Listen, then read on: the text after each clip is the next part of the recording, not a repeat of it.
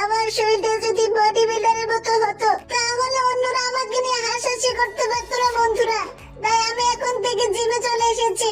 তোমরা আমার জন্য দোয়া করো আর ভিডিওতে একটা লাইক দিয়ে দাও আর সাবস্ক্রাইব করে নাও। আমার অনেক কষ্ট হচ্ছে বন্ধুরা, তারপরে হাল ছাড়া যাবে না, পাশাপাশি আমাকে ডায়েট কন্ট্রোল করতে হচ্ছে, যার জন্য আগের মতো মাছ মাংস আর ভাত খাওয়া যাবে না। এখন থেকে আমাকে প্রচুর ফল আর শাকসবজি খেতে হবে বন্ধুরা। আমাকে জিমের পাশাপাশি প্রচুর ওয়ার্কআউটও করতে হচ্ছে।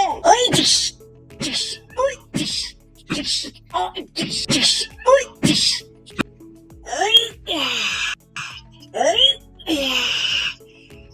এক দুই তিন। বন্ধুরা তোমাদের দোয়া এখন আমি অনেক শক্তিশালী আর বডি বিল্ডার হয়ে গেছি।